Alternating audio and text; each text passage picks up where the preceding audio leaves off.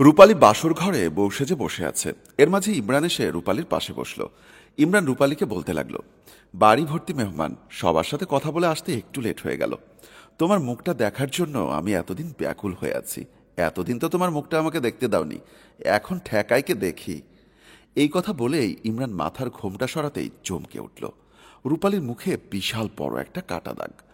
ইমরান রূপালীকে দেখে রেগে সাপের মতো ফুলতে ফুলতে বলল, তোমার মতো একটা কুৎসিত মেয়েকে আমি ভালোবেসেছি এতদিন, কেন তোমার মুখ দেখাওনি আজ তা আমি বুঝতে পারছি। যতবার তোমার মুখ দেখতে চেয়েছি তুমি মুখ অন্যদিকে ঘুরিয়ে রেখেছ। ইমরান আর রূপালী পাশাপাশি দাঁড়িয়ে কথা বলছে। রূপালী আঁচল দিয়ে অর্ধেক মুখ ঢেকে রেখেছে। ইমরান রূপালীকে বলতে লাগলো, অনেক দিন হয়ে গেছে আমাদের দুজনের ভালোবাসার সম্পর্ক। আমি তোমাকে অনেকবার বলেছি তোমার মুখটা একটু দেখাও, এত লজ্জা পেও না, মুখের ওড়নাটা সরাও না। তোমার চাঁদের মতো মুখখানা দেখে আমার মনটাকে একটু সান্ত্বনা দেই। জবাবে রূপালী বলল, তুমি কি আমার চেহারা দেখে ভালোবেসেছ না আমার মন দেখে? রূপালীর কথা শুনে ইমরান বলতে লাগলো, দেখো, ভালোবাসা কখনো চেহারা দিয়ে হয় না, ভালোবাসা হয় মন থেকে। আমি তোমাকে মন থেকেই ভালোবাসি। আর লজ্জা পেও না, মুখের কাপড়টা সরাও, আমি তোমাকে একটাবার দেখি। রূপালী আবার বলতে লাগলো, না, তুমি আমার মুখ সেদিন দেখতে পাবে যেদিন তুমি আমাকে বিয়ে করে বাসর ঘরে নিয়ে যাবে। আমি বউ সেজে খাটের উপর বসে থাকব, তুমি নওশা সেজে এসে আমার সামনে বসে আমার মাথার ঘুমটাটা নিজে হাতে সরিয়ে আমার মুখ দেখবে। এর আগে আমি তোমাকে আমার মুখ দেখাবো না। অনেক সময় হয়ে গেছে এসেছি, এখন আমাকে বাড়ি যেতে হবে। আবার দেখা হবে, ভালো থেকো। এই কথা বলে রূপালী ওখান থেকে চলে গেল। ইমরান চিন্তা করতে লাগলো, রূপালী সব সময় পর্দার ভেতরে থাকে, ও দেখতে অনেক সুন্দর হবে। যেভাবেই হোক আজকে বাবা মাকে আমাদের বিয়ের কথা বলতেই হবে। ইমরান এসব কথা ভেবে বাড়ির উদ্দেশ্যে চলে আসলো। ড্রয়িং রুমে সবাই বসে আছে, ইমরানের বাবা, ইমরানের বোন আর মা। মা ইমরানকে বলতে লাগলো, তুই এমন একটা মেয়েকে ভালোবাসিস, আজ পর্যন্ত মুখটাও তার দেখিসনি। মেয়েটি ফর্সা না কালো তাও জানিস না, তাহলে কি দেখে ওই মেয়েটাকে ভালোবাসলি? মায়ের কথা শুনে ইমরানের বোন বলতে লাগলো, মা, ভালোবাসা কখনো রূপ চেহারা দেখে হয় না, ভালোবাসা হয় মন থেকে। ভাইয়া যেহেতু ওই মেয়েকে ভালোবেসেছে, বিয়ে করতে চায়, তাহলে আমাদের অসুবিধা কিসের? রূপার কথা শুনে বাবা বলতে লাগলো, রূপা, তোমরা এখনো ছোট, এখনকার যুগের ছেলেদের কালো কুৎসিত একটা মেয়ে দেখিয়েও যদি বলা হয় এই মেয়েটাকে বিয়ে কর, তাহলে ছেলেরা বিয়েতে এক পায়ে রাজি।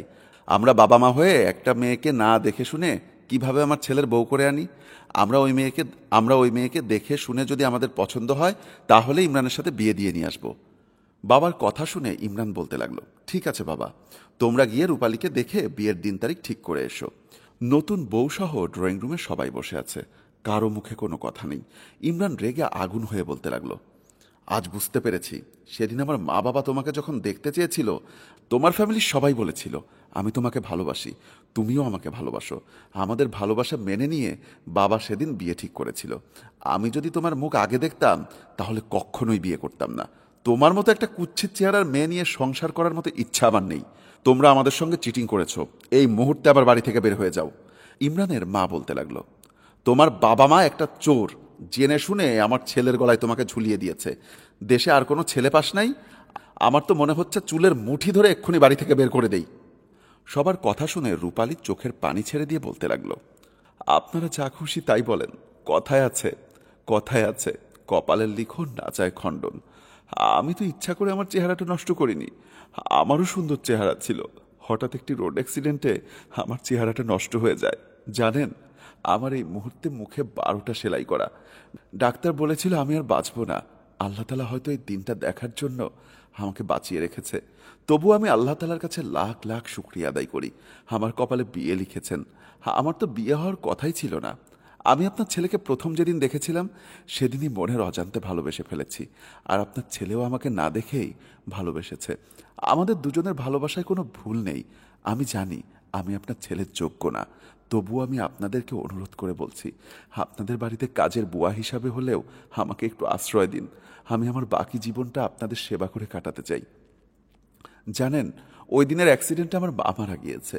সৎমা সংসারে আসার পর থেকে মায়ের ভালোবাসা কি জিনিস আমি পাইনি, পেয়েছি সব সময় লাঞ্ছনা। আমার গর্ভধারিণী মাকে আমি সেবা করতে পারিনি। মা, আমাকে তাড়িয়ে না দিয়ে যদি আপনাদের সেবা করার সুযোগটা দিতেন, আমি আমার বাকি জীবনটা শান্তিতে কাটাতে পারতাম। রূপালীর কথা শুনে সবাই স্তব্ধ, সবাই যেন পাথর হয়ে গেছে। একটি মেয়ের মনে এতটা কষ্ট লুকিয়ে কিভাবে বেঁচে আছে। বাবা বলতে লাগলো, ইমরান, রূপালী আমাদের বাড়ির বউ, ও আমাদের এই বাড়িতেই থাকবে। ওর জায়গায় যদি তোর বোন হতো তাহলে ওকেও তো আমরা কোনো না কোনো ছেলের কাছে বিয়ে দিতাম। তখন ওনারা যদি আমার মেয়েকে বিয়ের পর বাড়ি থেকে বের করে দিত, তাহলে আমরা কিভাবে মেনে নিতাম? তুই যদি রূপালীকে নিয়ে সংসার না করিস, ভালো একটা মেয়ে দেখে তোকে আবার বিয়ে করাবো। তবুও রূপালীকে এই বাড়ি থেকে যেতে দিস না। বাবার কথা শুনে ইমরান বলতে লাগলো, বাবা, আমি আমার ভুলটা বুঝতে পেরেছি। আমি তো রূপালীর চেহারা দেখে ভালোবাসিনি, আমি ভালোবেসেছি রূপালীর মন দেখে। আমি রূপালীকে নিয়েই সারাটা জীবন সংসার করতে চাই। এভাবে একটি কুৎসিত চেহারার মেয়ে শ্বশুরবাড়ি পুত্রবধূর স্বীকৃতি পেল। বন্ধুরা, আমার এই গল্পটি যদি আপনাদের বিন্দু পরিমাণ ভালো লেগে থাকে তাহলে অবশ্যই লাইক, কমেন্টস এবং শেয়ার করে আমাদের পাশেই থাকুন। ধন্যবাদ সবাইকে।